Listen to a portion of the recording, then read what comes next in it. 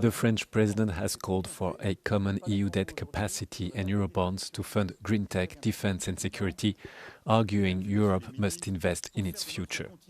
Emmanuel Macron warned that Europe risks being swept aside by the US and China without a common EU debt capacity. The EU is under-indebted compared with the United States and China in a moment of a technological investment race. Failing to use this borrowing capacity is a profound mistake, Macron said. The French leader renewed his call for common debt through Eurobonds, arguing the EU needs around 1.2 trillion euros per year in public and private investment for green and digital technologies and defense. The EU used joint debt in 2020 to reboot the European economy after the COVID-19 pandemic, but French attempts to make such tools permanent have faced stiff pushback from Germany and the generally frugal northern member states. EU leaders will hold an informal retreat in Belgium on Thursday to discuss strengthening the single market, reducing economic dependencies and boosting competitiveness. Revenues from Russian oil and gas, which have sustained the Kremlin's finances throughout its war on Ukraine, have dwindled to lows not seen in years. The drop in income is the result of punitive measures introduced by U.S. President Donald Trump, who imposed tariffs on countries who purchase Russian energy, like India. Also playing a role is the European Union's own tightening crackdown on sanction-dodging tankers carrying Russian oil and gas, known as the Shadow Fleet. The decrease in revenue is pushing President Vladimir Putin to raise taxes and borrow from Russian banks to keep state finances on an even keel, for now. In January, Moscow's energy revenues fell to 4.3 billion euros, an almost 33% decrease from the 6.4 billion recorded in December, and a staggering 65% decrease from January 2025's 12.2 billion. Washington's pressure made a serious dent in the Kremlin's finances, as sanctions imposed on Russia's two largest oil companies carried serious consequences for potential buyers. The White House said it would remove anyone buying Russian energy from its banking system, a serious concern for any multinational enterprise. Additionally, the EU's banning of fuel made from Russian crude meant that Moscow's export could no longer be refined elsewhere to make gasoline or diesel. Brussels is now proposing further sanctions, as the European Commission, at Finland and Sweden's suggestion, is exploring a full ban on shipping services for Russian energy. Commission President Ursula von der Leyen says hitting Russia's finances is the only way to get them to negotiate an end to their war with genuine intent.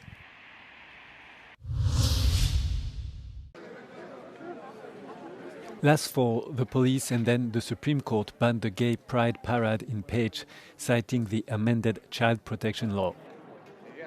Despite this, Geza Bouza-Habel organized the largest Page pride parade ever, with 5,000 people marching. The prosecutor's office has brought charges for organizing an illegal gathering. A férfi azzal a magatartásával, hogy betiltott gyűlést szervezett, illetőleg ilyen betiltott gyűlésen való részvételre felhívott, megvalósította az egyesülési és gyülekezési szabadság megsértésének a vétségét. Ezt a törvényhozó egy évig terjedő szabadságvesztéssel bünteti. A pécsi járási ügyészség a járásbíróság felé indítványt tett a vádlottal szemben pénzbüntetés kiszabására tárgyalás mellőzésével. With the help of civil rights defenders, the defendant is seeking justice at the European Court of Human Rights in Strasbourg. He claims that the state violated his right to assembly and the prohibition of discrimination. The proceedings are currently ongoing.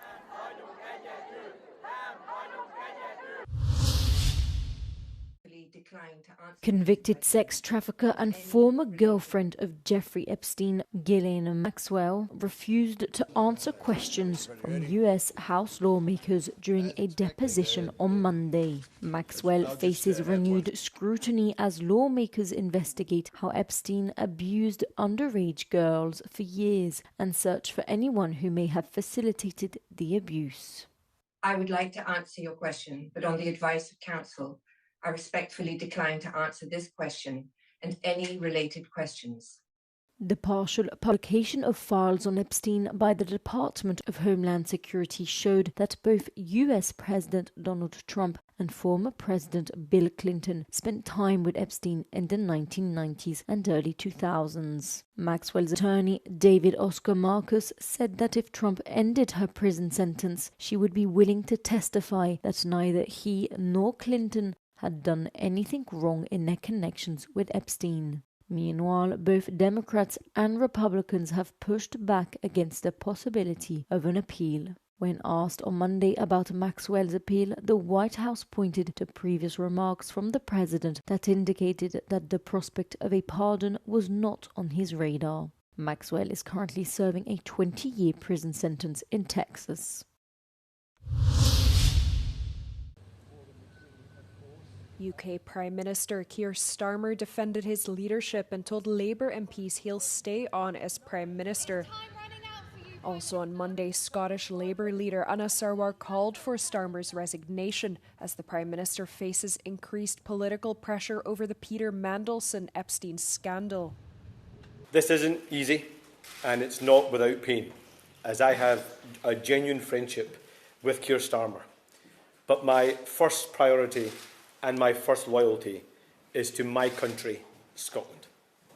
And I am not willing to sacrifice Scotland's NHS, our schools, our communities, our towns, cities, villages and islands to a third decade of an SNP government.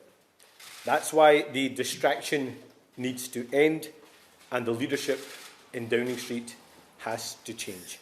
Following Sarwar's statement, various cabinet members expressed support for Starmer, including his deputy David Lammy, Chancellor Rachel Reeves, Foreign Minister Yvette Cooper and his former deputy Angela Rayner. Starmer appointed Mandelson to Britain's most important diplomatic post in December of 2024. He did so even though he knew Mandelson had maintained contact with Epstein after the financier's conviction in 2008 for soliciting prostitution from a minor. Starmer addressed Epstein's victims last week, apologising for, quote, believing Mandelson's lies and appointing him. Never done it.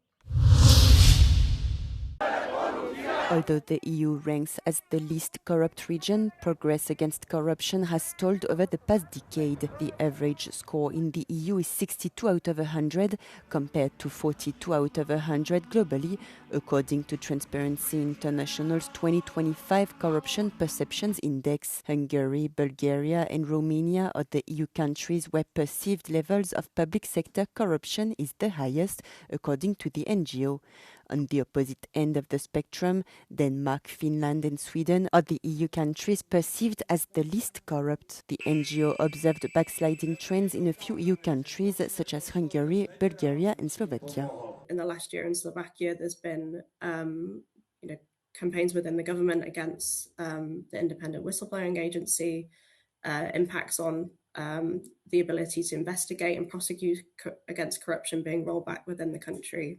The score of traditionally well-performing democracies like France, Sweden and the Netherlands dropped because of sanctions enforcement challenges and integrity scandals, but not only. Another trend is that these countries are just simply had their eye off the ball when it comes to modernising their anti-corruption framework. I think the Netherlands and Sweden could particularly be put in that category where they just have not had strong standards when it's come to lobbying transparency or political finance transparency in regards to us knowing who is funding political parties within the country. On the opposite, the Baltic score has increased as they implemented an effective anti-corruption strategy and improved political finance transparency, the experts said. In 2025, the EU adopted its first anti-corruption directive to harmonize EU law on combating corruption.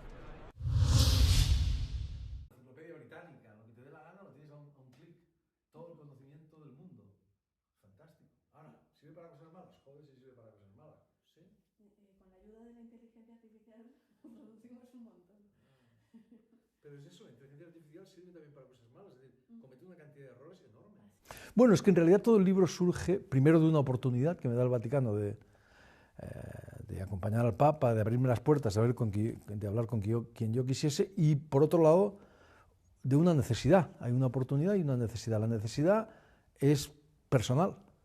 Cuando a mí me hacen esta propuesta, lo primero que pienso es en mi madre. Mi madre era una persona profundamente creyente. En algún momento del libro se dice, de hecho, que comparada con la fe de mi madre, la del Papa Francisco era más bien dubitativa.